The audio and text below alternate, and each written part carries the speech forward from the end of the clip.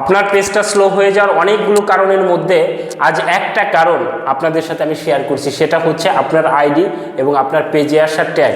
আপনার আইডি এবং আপনার পেজে আসা ট্যাগটা যদি আপনি রিমুভ না করেন, যদি জমিয়ে রাখেন, তাহলে কিন্তু আস্তে আস্তে আস্তে আস্তে আপনার আইডি এবং আপনার পেজটা কিন্তু স্লো হয়ে যাবে।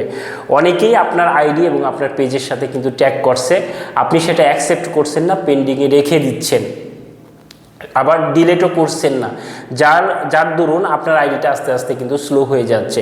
আপনি সেই সমস্ত ট্যাগগুলো কিভাবে রিমুভ করবেন সেটাই আমি আজ আমার এই ভিডিওর মাধ্যমে দেখিয়ে দিচ্ছি। আপনারা একটু স্ক্রিনে লক্ষ্য করুন, দেখুন যারা আপনাকে ট্যাগ করেছে প্রত্যেকটা ট্যাগকে আপনি ওপেন করবেন। ওপেন করলে পরে ঠিক এরকম একটা পেজ আপনার দেখা যাবে যেখানে লেখা আছে অ্যান্ড আদার্স। ঠিক এই জায়গাটায় আপনি ক্লিক করবেন। ক্লিক করলে আপনাকে নিয়ে যাবে ঠিক এরকম একটা পেজে, যে মানে ওই ব্যক্তিটা কাদের কাদের সাথে ট্যাগ করেছে তার ভিডিওটা, তার একটা লিস্ট কিন্তু এখানে দেখা যাবে। জাস্ট আমার সাথে ওই ব্যক্তিটা ট্যাগ করেছে, আমি অ্যাকসেপ্ট যদিও বা করিনি। আপনি যদি আপনার আইডির উপর ক্লিক করেন তাহলে ঠিক এরকম একটা পেজ কিন্তু দেখা যাবে। এর মাঝামাঝিতেই লেখা আছে, দেখে যে I do not want to see this. ঠিক এই জায়গাটায় ক্লিক করবেন। ক্লিক করলে আপনাকে এরকম একটা পেজ কিন্তু শো করাবে। উপরেই লেখা আছে রিমুভ ট্যাগ।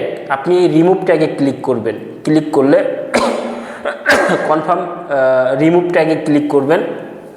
ক্লিক করলে আপনার ট্যাগটা কিন্তু জাস্ট রিমুভ হয়ে যাবে আপনার পেজ এবং আপনার আইডি থেকে। যদি পেজে আসে পেজ থেকে হবে, যদি আইডিতে আসে আইডি থেকে কিন্তু হয়ে যাবে।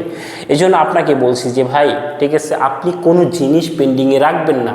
যে জিনিসগুলো মানে অবাঞ্ছিত বা যে জিনিসগুলো আসলে পেজের জন্য ক্ষতিকর, ওই জিনিসগুলো কখনোই আপনার পেজে রাখবেন না। কোনো জিনিস, সেটা হতে পারে কোলাবোরেশন, ট্যাগ বা ওই ফ্রেন্ড রিকোয়েস্ট, ক্যান্সেল করে দিবেন, কোনো সমস্যা নেই। আর যদি কনফার্ম করার দরকার পড়ে আপনি কনফার্ম করে দিবেন, কিন্তু কোনো জিনিস পেন্ডিংয়ে রাখবেন না।